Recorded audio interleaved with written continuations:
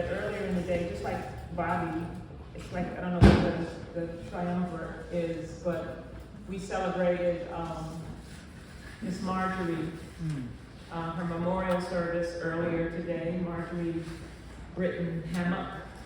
And if you would, on a count of three, just yell out the name Marjorie, just so she'll be in the house. 1, 2, 3. Marjorie! We know she's here. We know she has a glass of red wine. All is well. This afternoon also, I went to an 84th birthday party for Frank Houston, historian of Waverly, and also just an amazing community activist and former, I believe, president of the Waverly Association, and who also lives in this amazing 100-year-old house with art on every inch of the wall and books, and now I'm here. And so it feels like a really good, strong day to be a fighter, to be a teacher, to be an activist, and to not be watching CNN. I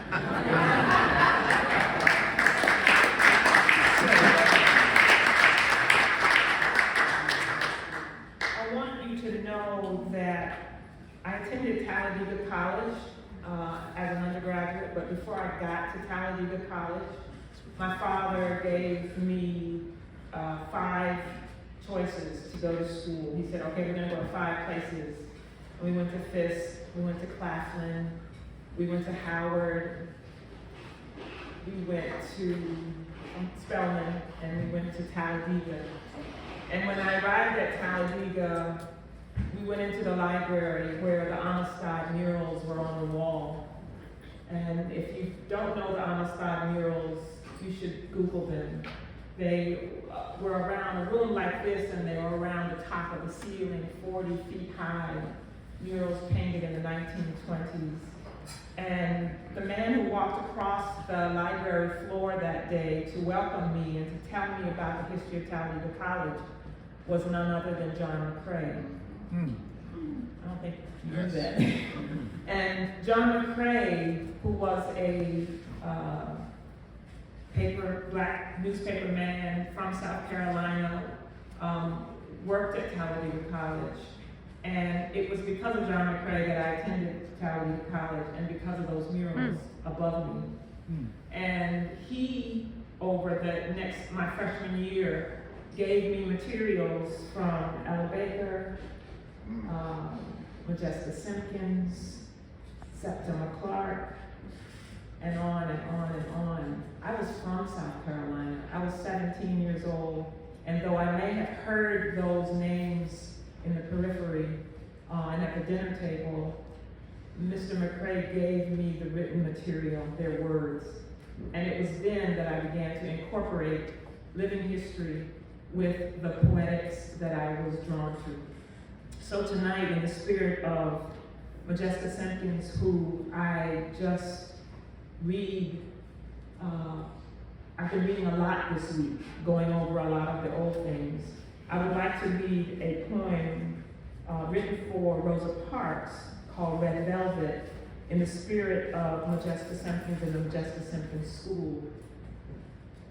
Before I do that, I want to read a quote from another poem, an epigraph, if you will, because I just want Miss Simkins' words to be in the room.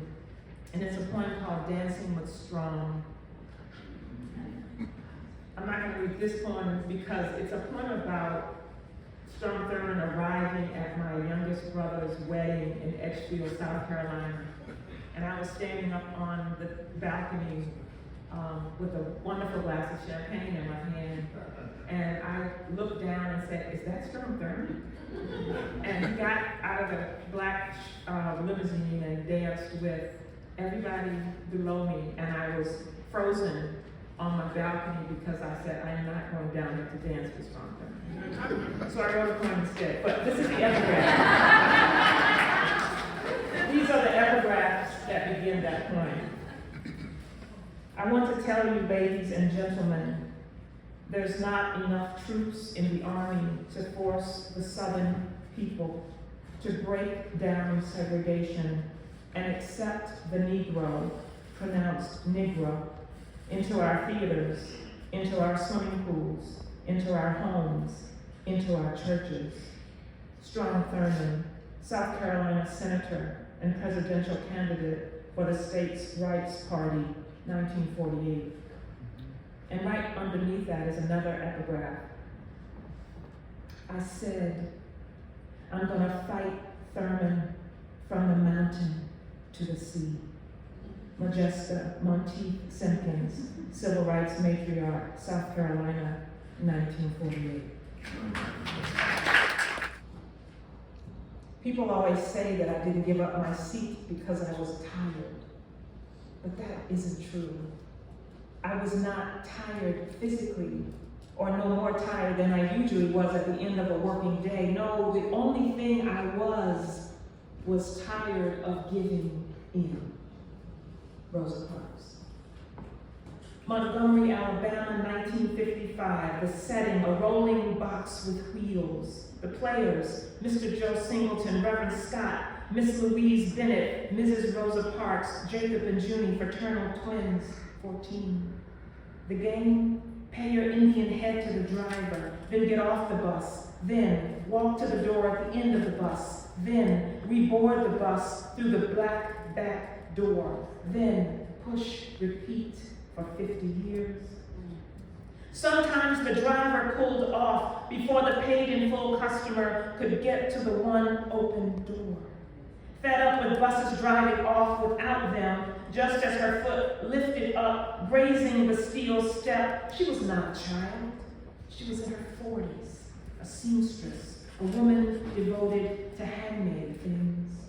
She had grown up in a place where only white people had power, where only white people passed good jobs on to other white people, where only white people loaned money to other white people, where only white people were considered human by other white people, where only the children of white people had new books on the first day of school, where only white people could drive to the store at midnight for milk without having to watch the rear view. A seamstress brings fabric and thread, collars and hems, buttonholes together. She is one who knows her way around velvet. Arching herself over a river of cloth, she feels for the bias, but doesn't cut. Not until the straight pins are in place. Marking everything in time, everything will come together. 9 months after December 1, 1955, Claudette Colvin, 15, arrested for keeping her seat. Before that, Mary Louise Smith, the time to act held by 2 pins.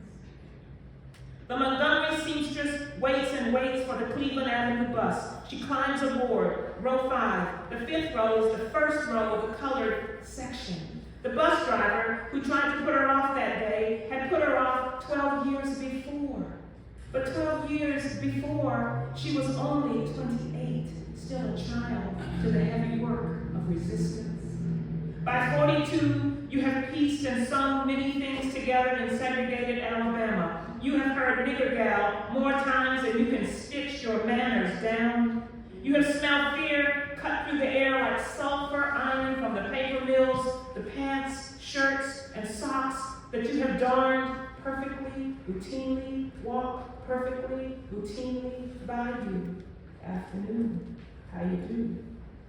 These moving along so snug in your well-made, well-sewn clothes, spit routinely, narrowly missing your perfectly pressed sleeve.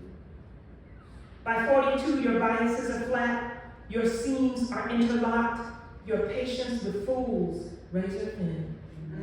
By 42, your heart is heavy with slavery, lynching, and the lessons of being good. You have heard 7,844 Sunday sermons on how God made every woman in his image. You do a lot of thinking with a thimble on your thumb. You have hemmed 8,230 skirts for nice, well-meaning white women in Montgomery. You have let the hem out of 18,809 pant legs for growing white boys. You have pricked your finger 45,203 times. You have held your peace. December 1, 1955, you didn't notice who was driving the bus. Not until you got on. Later you would remember, all I wanted was to get home. The bus driver who put you off when you were 28 would never be given the pleasure of putting you off anything ever again. When he asks you to move, you cross your feet at the ankle. Well, I'm going to have you arrested, he says. And you with your 42 years and your 21,199 perfect zippers, you with your beautiful nation of perfect seams, march you all in place, all around Montgomery, Alabama, on the backs and hips of black and white alike, answer him back. Well, you may go on and do so. You are arrested on Thursday. That night in Montgomery, Dr. King led the chant. There comes a time when people just get tired. He wasn't quite right, but he was king. He asked you to stand so your people could see you. You stand. Veritas. You do not speak. The indelible blue ink still on your thumb saying, enough. You think about the qualities of velvet, strength and sway. How mighty it holds the thread and won't let go. You pull your purse in close. The blue lights map out your thumb, blazing the dark auditorium. On Courthouse Monday, the Sunday dew, sweat in the grass, you walk up the sidewalk in a long-sleeve black dress, your white collar and deep, perfect cuffs holding you high and starched in the Alabama air, a trim black velvet hat, a gray coat, white gloves. You hold your purse close. Everything valuable is kept near the belly, just like you have seen your own mother do. You are pristine, persnickety, particular, a seamstress. Everything about you gathered up and in place. A girl in a crowd, taught not to shout, shouts. Oh, she's so sweet looking. Oh, they done messed with the wrong one now. You cannot keep messing with a sweet-looking black woman who knows her way around velvet. A woman who can take cotton and gabardine, seersucker and silk, swirl tapestry, and hang boiled wool for the house curtains to the very millimeter. A woman made of all this is never to be taken for granted, never to be asked to move to the back of anything, never, ever to be arrested. A woman who believes she is worthy of everything possible, godly, grace, good. Whether you believe it or not, she has not come to earth to play ring around your rosy on your rolling circus game of public transportation.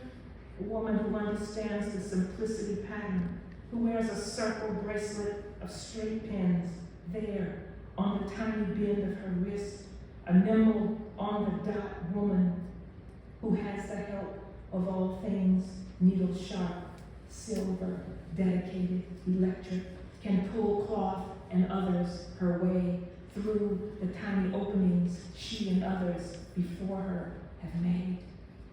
A fastened woman can be messed with one too many times. With straight pins poised in the corner of her slightly parted lips, waiting to mark the stitch, her fingers tacking, looping the blood-red whale. Through her softly clenched teeth, she will tell you, without ever looking your way, you do what you need to do, and so will I.